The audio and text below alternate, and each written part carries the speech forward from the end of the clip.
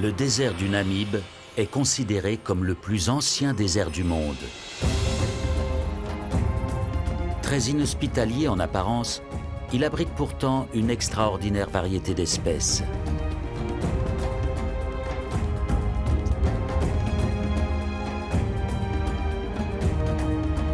Avec seulement 20 mm de précipitations par an, et bien que bordé par l'océan Atlantique, le désert du Namib est d'une aridité extrême. Et c'est ici, en plein cœur de ce désert, que des éléphants ont élu domicile. Comment ces animaux parviennent-ils à survivre dans un milieu aussi hostile ?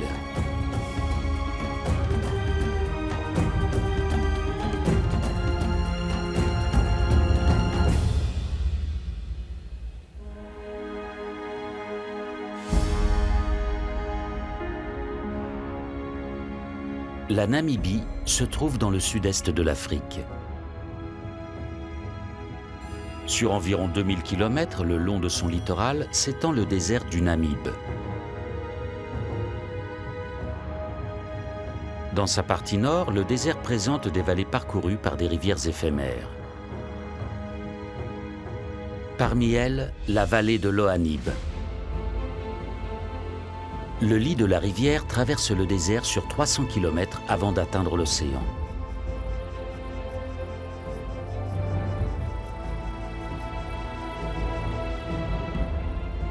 Mais l'eau n'y coule que quelques jours par an.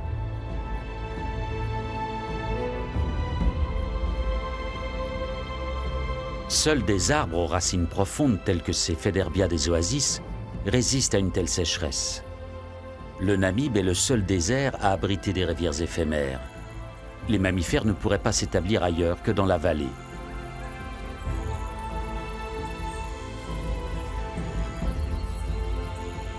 Et les éléphants du désert sont ici chez eux.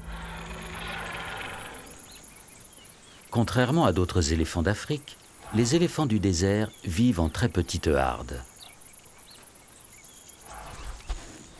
Extrêmement rares, ces pachydermes au mode de vie très atypique sont suivis de près par des chercheurs qui ont attribué un prénom à chacun d'entre eux.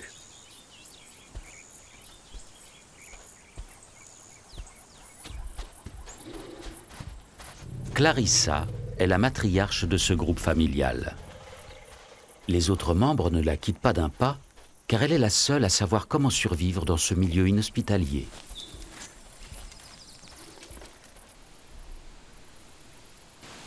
Dans la vallée de l'Ohanib, les fruits des Faidherbia sont mûrs. Leurs gousses renferment des graines riches en protéines.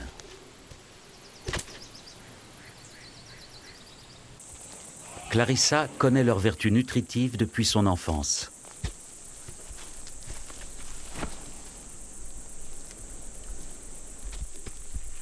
Maya, la benjamine, tente elle aussi de goûter aux fruits. Mais elle manque encore un peu d'entraînement. Heureusement, elle peut encore profiter des protéines du lait maternel. Les éléphants du désert se reproduisent 2 fois moins que leurs congénères vivant dans d'autres écosystèmes. Et pour mieux préparer leur progéniture aux conditions extrêmes, les femelles doublent la période d'allaitement. Les jeunes mâles ne quittent pas leur mère avant d'avoir atteint la maturité sexuelle. Ils s'affrontent dans des combats amicaux afin de se préparer à une existence loin de la protection des femelles. Car en dehors des périodes de reproduction, les mâles adultes vivent seuls ou en petits groupes.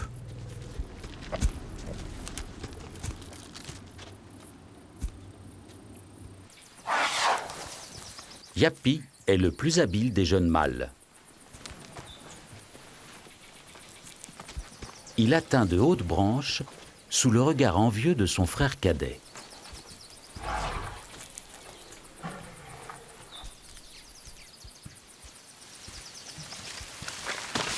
Cette manière de faire lui a été apprise par son père. Le partage entre mâles ne va pas toujours de soi. Et Yapi refuse de céder un bout de sa branche à son jeune frère.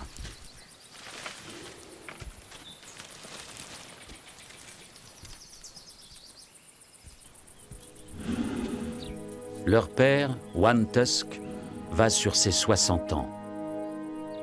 Son signe caractéristique, c'est l'absence de défense droite. Il l'a perdu dans un combat avec un autre éléphant.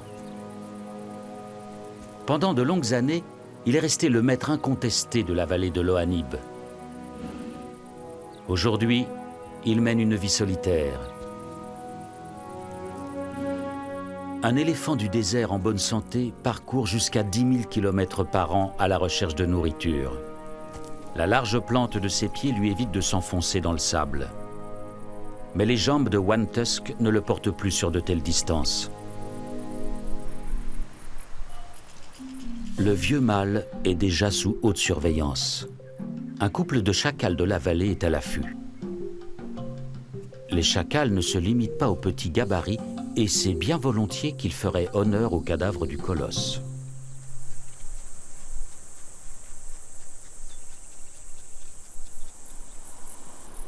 Clarissa guide Saad vers une nouvelle oasis de nourriture. Dans cette vallée transversale, les animaux trouvent toutes sortes d'herbes et d'arbustes. Les éléphants du désert prennent le plus grand soin de la source de leur nourriture, bien plus que les pachydermes vivant dans d'autres environnements.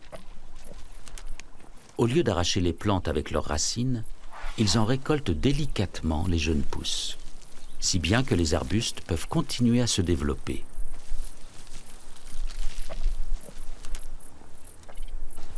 Adaptation au milieu oblige, les éléphants du désert sont aussi d'habiles grimpeurs.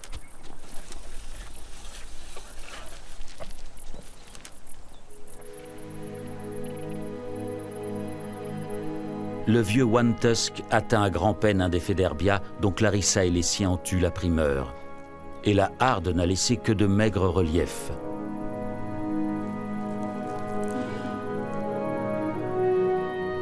Pas la moindre petite graine à se mettre sous la dent.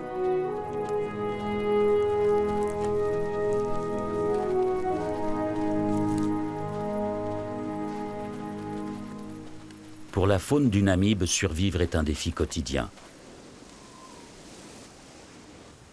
Souvent, les animaux doivent parcourir de longues distances pour trouver de l'eau. À défaut de connaître des points d'eau cachés, la plupart des éléphants s'hydratent avec la nourriture qu'ils ingèrent. La moindre petite feuille verte contient de l'eau et c'est toujours ça de prix.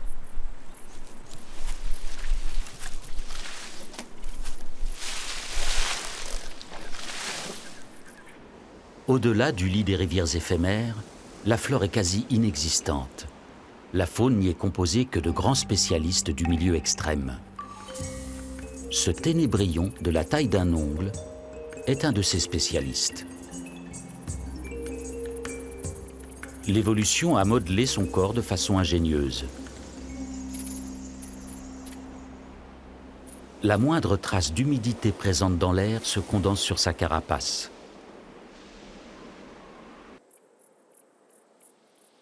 Les gouttelettes qui se forment petit à petit n'ont ensuite plus qu'à glisser vers sa bouche.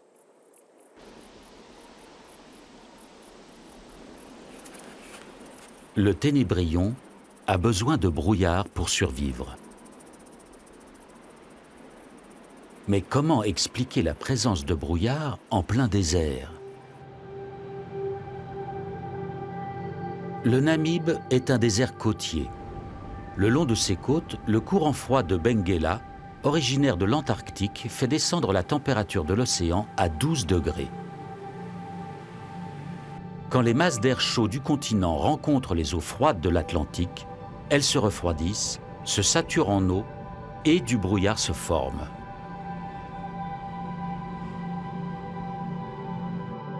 Grâce à ce phénomène, le littoral de la Namibie est embrumé environ 200 jours par an. Parfois, le brouillard s'étire vers l'intérieur des terres sur des centaines de kilomètres et atteint les vallées des rivières éphémères.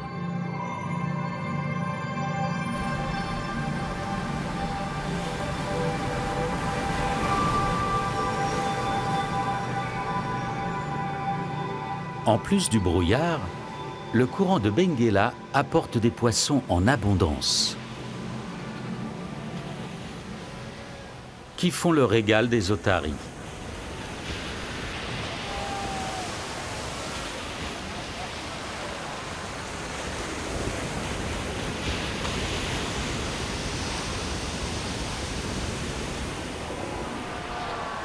Leur immense colonie compte jusqu'à 100 000 individus.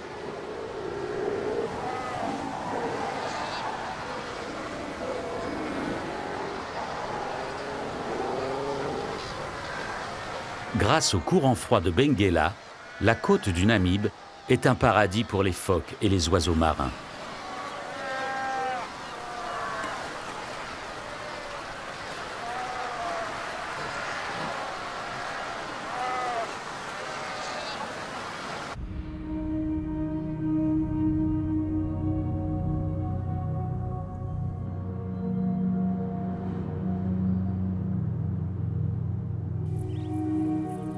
Dans la vallée de l'Ohanib, les grands mammifères profitent aussi des bienfaits du brouillard.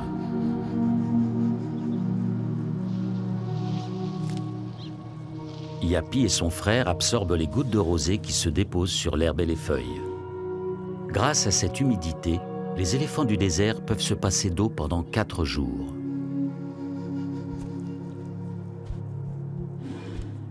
Pour l'instant, les 2 mâles vivent en solitaire, mais ce n'est plus pour très longtemps.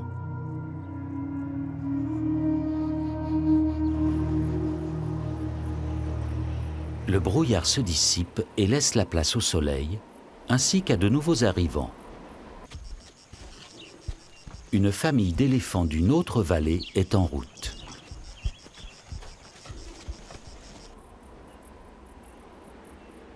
Ces animaux répondent à l'appel de leurs congénères. Les sons leur parviennent à travers la plante des pieds. Les éléphants du désert ne se regroupent qu'à de très rares occasions entre individus de différentes familles. Et jamais en dehors de la saison des amours, qui ne dure que quelques semaines. Ils sont de plus en plus nombreux à se joindre à la harde de Clarissa. Certains expriment leur joie des retrouvailles après plusieurs années de séparation.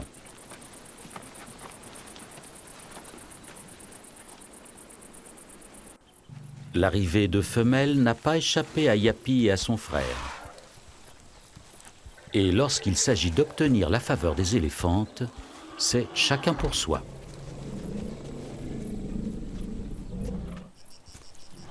Quant au vieux One Tusk, il laisse les combats aux jeunes.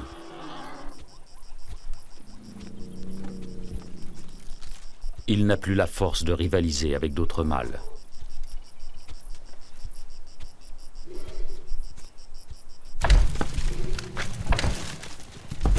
Ses fils et petits-fils s'adonnent pleinement à l'effervescence des amours. Leur objectif est de féconder les éléphantes et d'empêcher tout concurrent de les approcher.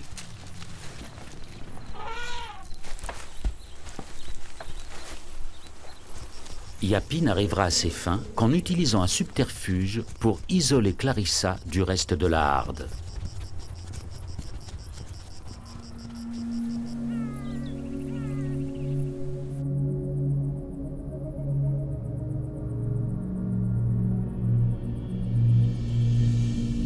La nuit venue, la plupart des occupants de la vallée se reposent, tandis que les animaux nocturnes commencent à s'activer. Le gecko du Namibe chasse uniquement la nuit. Il se nourrit de grillons et d'araignées.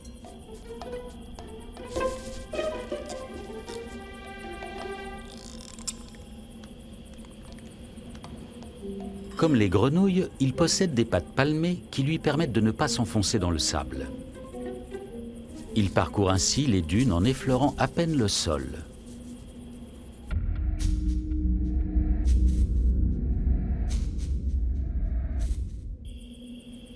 Pour le gecko, la vigilance reste toujours de mise.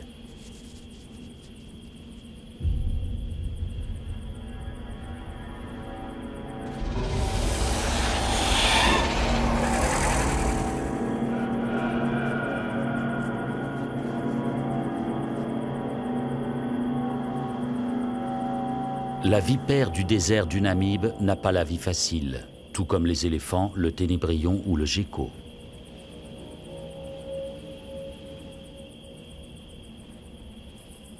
Elle ne peut s'hydrater qu'à travers sa nourriture. Sa survie dépend donc d'une chasse fructueuse.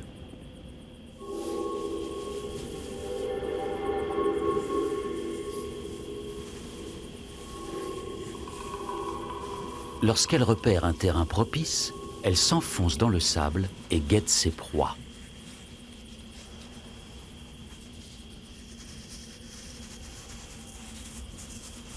Grâce à une aptitude au camouflage exceptionnelle, le prédateur se fond entièrement dans le décor.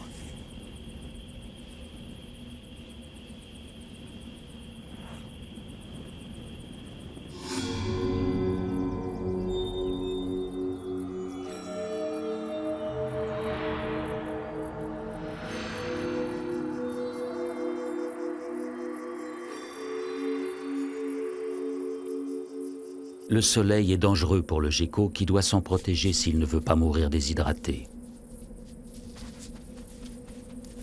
Une fois de plus, ses pattes palmées lui rendent un fier service. En un rien de temps, il creuse des galeries souterraines impressionnantes.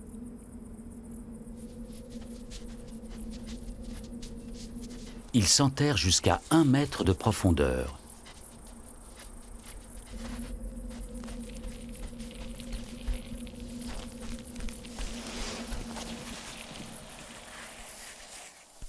Ici, la chaleur est plus supportable. Au-dessus de lui, un de ses congénères prend son temps. Et pour cause, le brouillard arrive.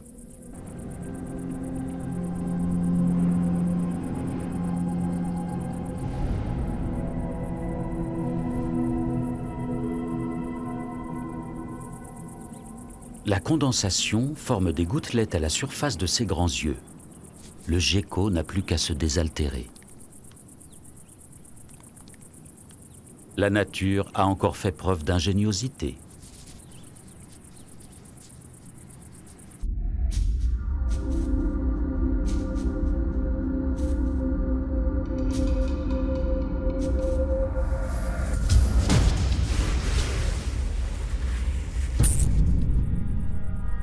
La patience a porté ses fruits.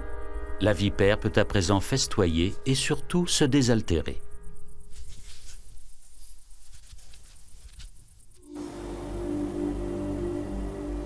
L'hiver namibien touche à sa fin et le brouillard tempère moins souvent le climat.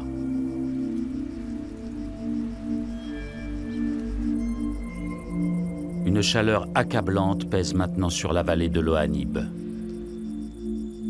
Clarissa et sa famille supportent tant bien que mal les 40 degrés à l'ombre.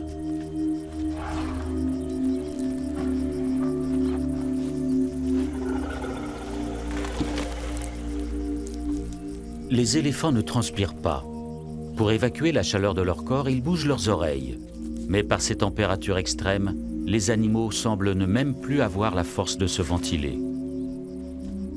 Pour les plus jeunes, la chaleur peut représenter un danger mortel. Maya paraît exténuée.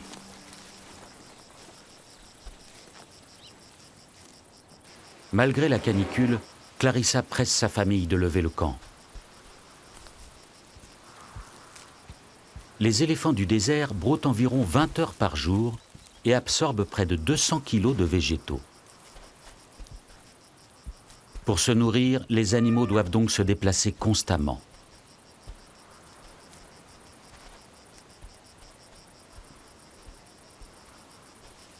Ce jeune mâle est tellement épuisé qu'il n'a pas entendu le signal du départ. À son réveil, il cherche sa famille, mais en vain.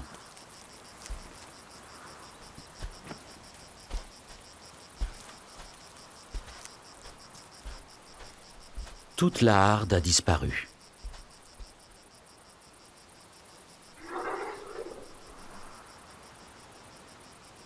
Mais Clarissa et les autres se sont rendus compte de son absence. Grâce à leur trompe, les éléphants disposent d'un odorat exceptionnel qui leur permet de se localiser les uns les autres.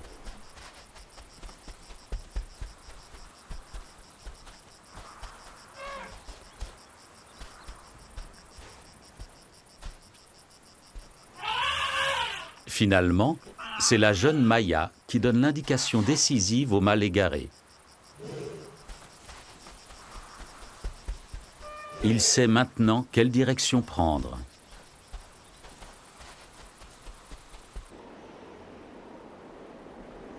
L'extrême sécheresse perdure.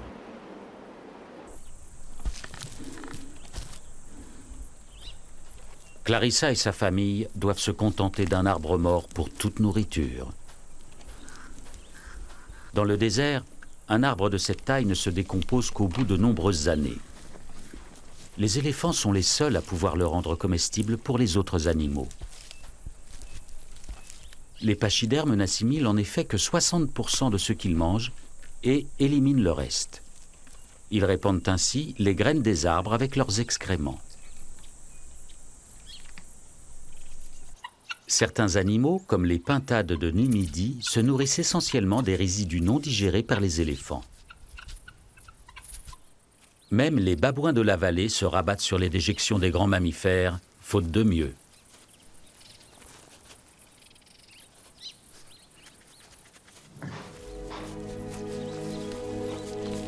De son côté, le vénérable One Tusk essaie de grignoter un peu de bois.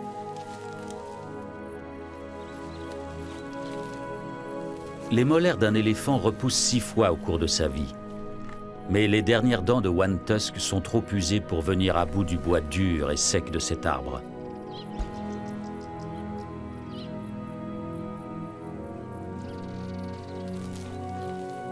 Ailleurs, en Afrique, les éléphants âgés se retirent dans des zones marécageuses pour se nourrir de feuilles tendres.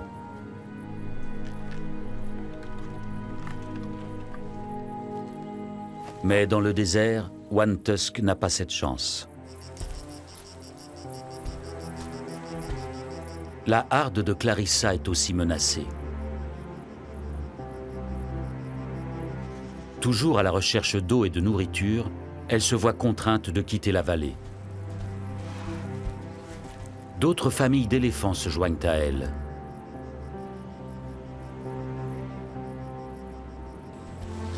Seule Clarissa connaît les points d'eau rarissimes et bien cachés. Grâce à son expérience, elle est aussi la seule capable d'en dénicher de nouveaux. La vallée de l'Ohanib se vide progressivement de ses habitants. Les chacals décident eux aussi de se diriger vers les côtes. Affamés et assoiffés, ils espèrent y trouver de la nourriture. One Tusk, lui, n'a plus la force d'entreprendre un tel voyage. Seule une pluie providentielle qui ferait pousser de l'herbe tendre pourrait le tirer d'affaire.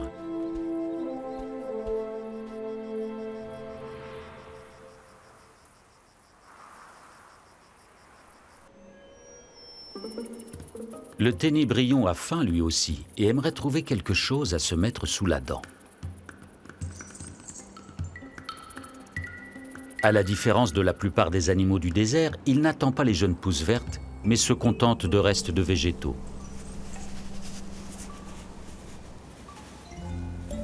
Il compte sur le vent qui souffle en permanence sur le désert et y dépose des feuilles mortes dans le creux des petites vallées entre les dunes. Le plus souvent, il doit se contenter de quelques brins d'herbe. Mais parfois, le vent accumule un petit tas de végétaux divers. Même desséchées, ces plantes contiennent des substances nutritives importantes.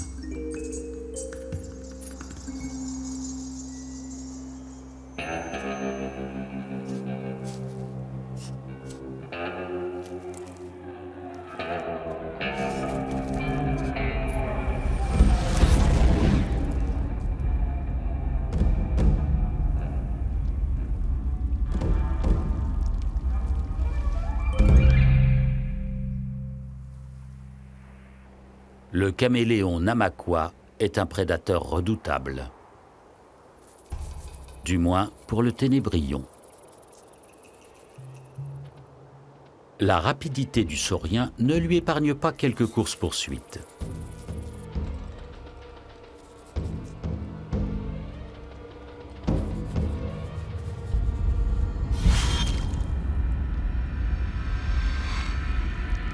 Ils chassent les insectes pour les protéines et l'eau contenue dans leur organisme.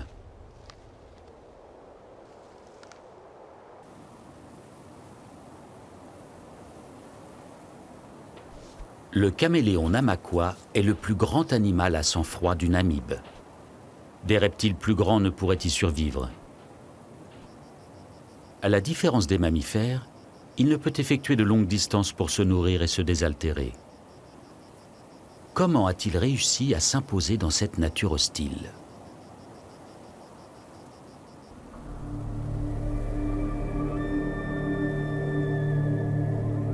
Il faut regarder en direction de la vallée du Dead Valley pour avoir la réponse.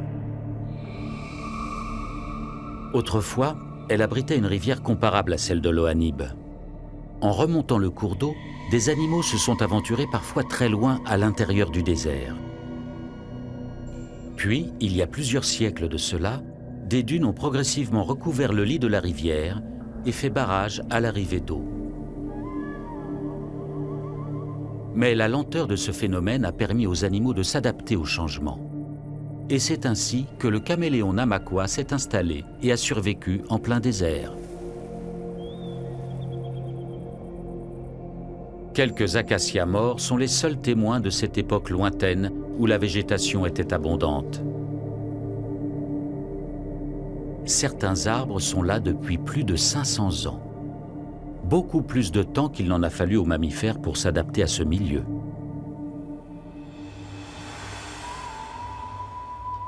Leur capacité à parcourir de très longues distances leur a largement facilité l'acclimatation dans le désert. Le couple de chacals s'approche maintenant de la côte.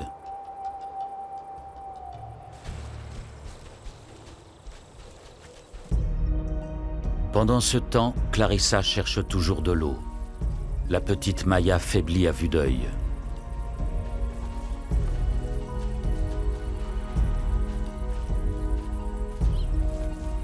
La harde doit faire des pauses régulières. Les animaux arrivent tous à bout de force. Clarissa n'a presque plus de lait pour sa fille.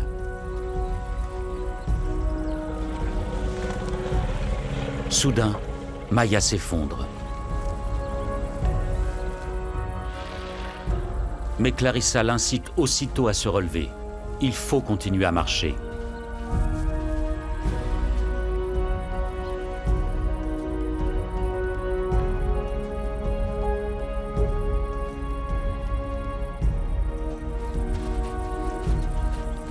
Enfin, après cette longue journée, les éléphants peuvent se désaltérer. Clarissa a su les guider vers un précieux point d'eau.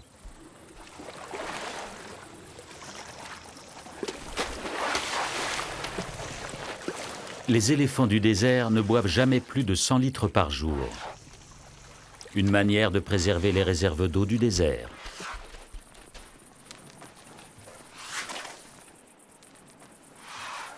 Cette douche de poussière permet aux animaux de protéger leur peau contre les brûlures du soleil. Demain, au lever du jour, Clarissa donnera de nouveau le signal du départ. Il reste encore une longue marche jusqu'au prochain pâturage.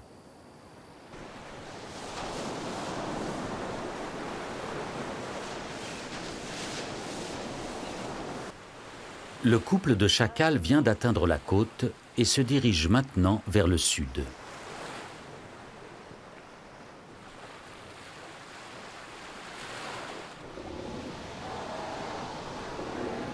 En ce moment, chez les otaries, une nouvelle génération vient au monde. Comme la plupart des femelles, cette jeune mère est sur le point de mettre bas.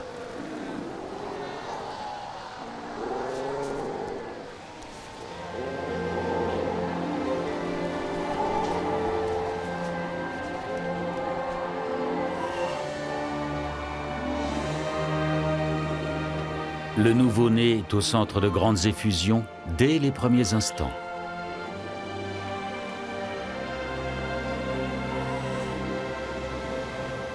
La voix et l'odeur de chaque animal sont aussi uniques que les empreintes digitales chez l'homme.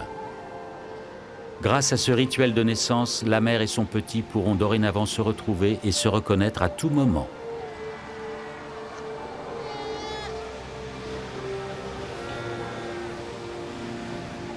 Quelques minutes après, c'est déjà la première tétée. La jeune femelle guide son bébé encore malhabile.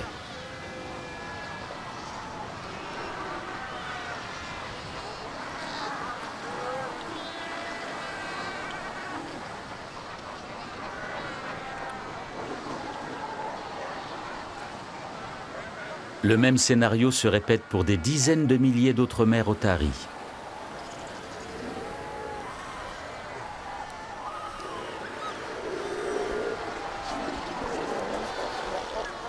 Dans la colonie, les animaux sont de plus en plus à l'étroit. Les petits risquent d'être écrasés.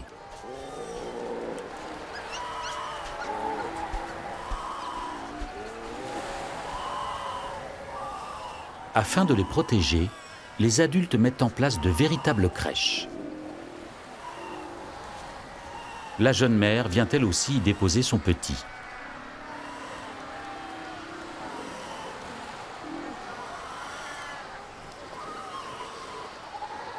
Les bébés sont ainsi à l'abri et les mères les retrouvent plus facilement.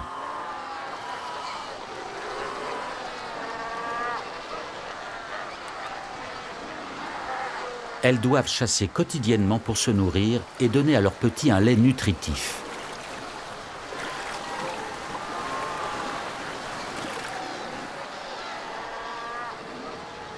Mais l'emplacement de cette crèche est mal choisi. Les petits sont envahis par la marée montante. Ils luttent désespérément contre les vagues.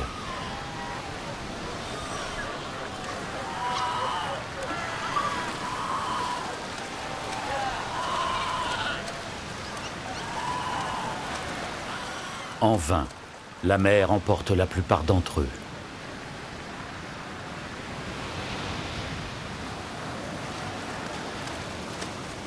Les bébés otaries savent pourtant nager, mais il leur manque la couche de graisse protectrice des adultes. À peine née, cette petite otarie lutte de toutes ses forces pour sa survie. Bien d'autres perdront ce combat.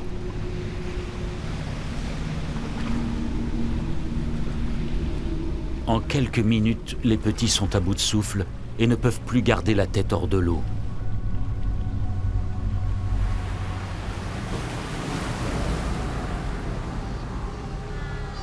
Celui-ci est encore en vie. Avec une volonté de fer, il nage vers le rivage.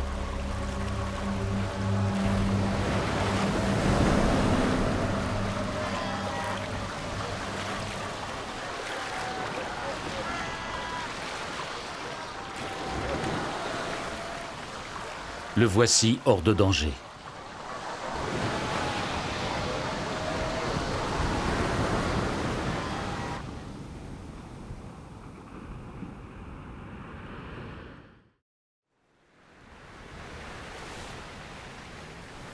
Un jour nouveau se lève sur le théâtre du drame.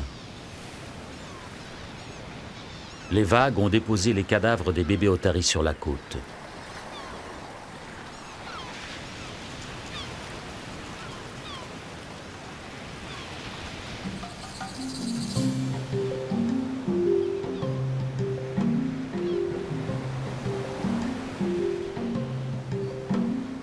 Un grand festin attend les chacals affamés qui ont parcouru des centaines de kilomètres depuis la vallée de l'Ohanib.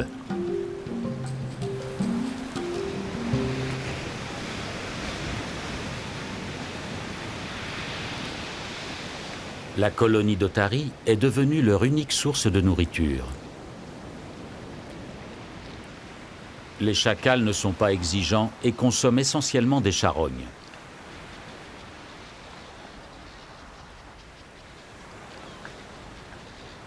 Ils vont passer les prochaines semaines sur la côte. Lorsque les petites otaries seront devenues des nageurs plus chevronnés et endurants, la colonie offrira moins de nourriture aux chacals. Ils retourneront alors dans la vallée de l'Ohanib.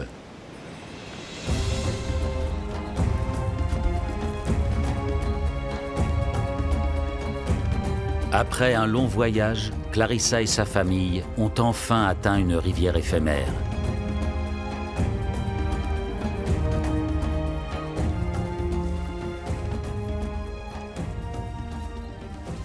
La matriarche savait d'instinct qu'ici, la végétation serait plus abondante, même en période de sécheresse.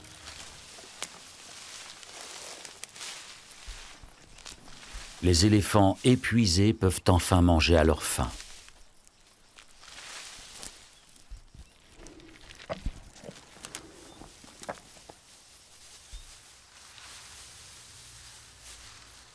Le ventre bien rempli, Maya plonge dans un sommeil réparateur.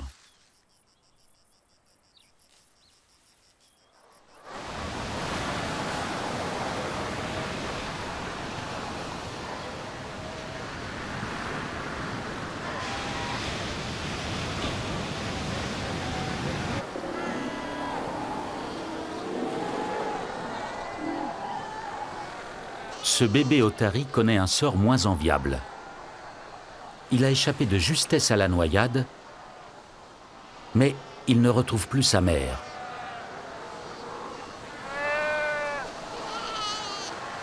Elle n'est toujours pas rentrée de la chasse.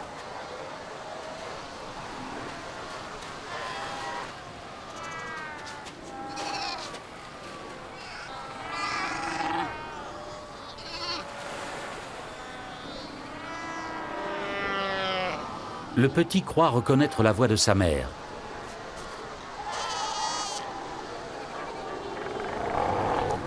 Mais non, il n'est pas le bienvenu auprès de cette femelle. Bientôt, le nouveau-né souffre de la chaleur et a besoin de lait maternel.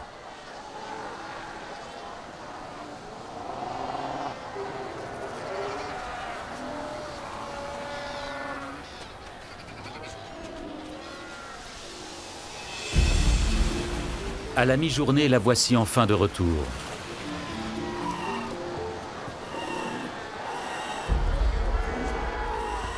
Elle s'empresse d'aller retrouver son petit, mais doit constater qu'il a disparu de la crèche.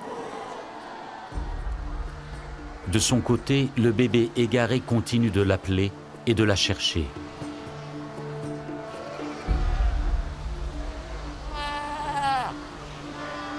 De nouveau, il croit reconnaître la voix maternelle.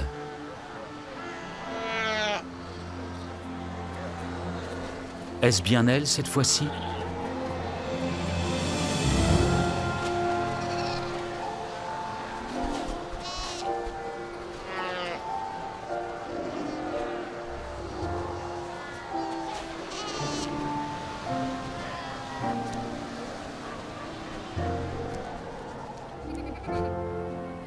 La mère et son bébé s'abandonnent à la joie des retrouvailles.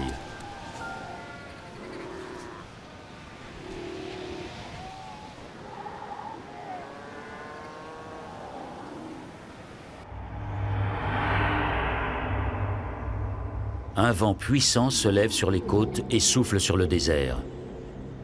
Il crée des tempêtes de sable sur son passage.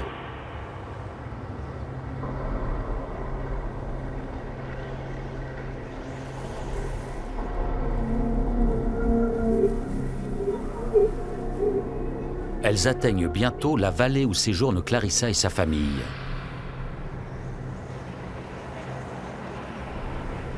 Les tempêtes de sable annoncent l'arrivée de fortes pluies. La matriarche Clarissa est expérimentée et sait ce qu'il lui reste à faire. Car bientôt, les vallées se transformeront en rivières déchaînées qui emporteront tout sur leur passage. Les éléphants seraient en danger de mort s'ils ne quittaient pas la vallée sur le champ.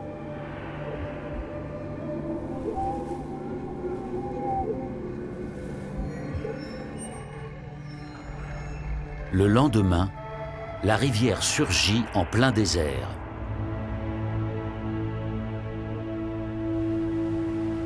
Le cours d'eau se ferait un chemin de plusieurs centaines de kilomètres à travers le désert avant de se jeter dans l'océan.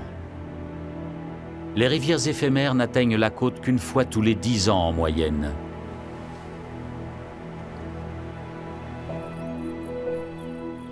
Quelques jours après la pluie, des jeunes pousses vertes apparaissent dans le Namib.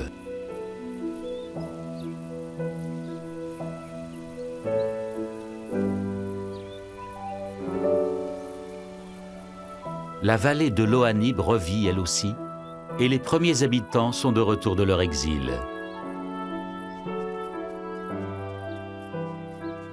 Certains n'ont pas survécu à la sécheresse. Le vieux One Tusk est mort de faim avant l'arrivée de la pluie. Les chacals découvrent son cadavre à l'entrée de la vallée.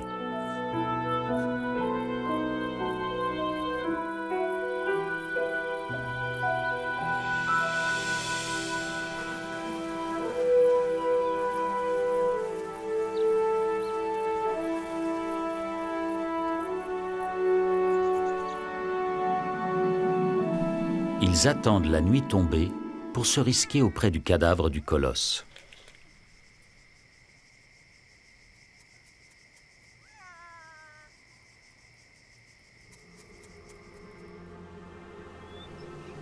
Le lendemain, des cris familiers retentissent dans la vallée.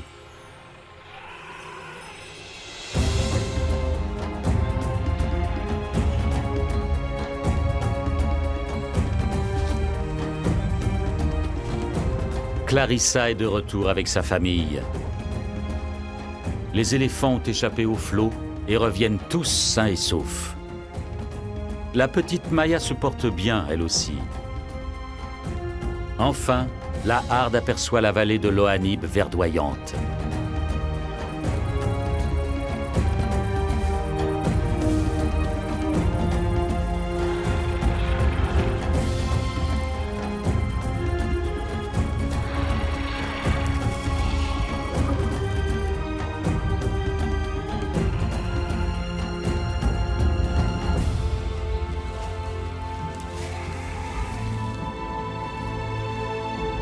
Clarissa attend un éléphanteau dont Yapi est le père. La nouvelle génération héritera elle aussi de la force et de l'expérience du vénérable One Tusk. Et la matriarche transmettra à son tour les secrets des éléphants du désert à sa progéniture pour la survie de l'espèce. La vallée de l'Ohanib est un véritable paradis pour les animaux qui ont réussi à s'y adapter à force d'agilité et d'ingéniosité. Dans le plus vieux désert du monde, ils affrontent vaillamment des conditions de vie extrêmes.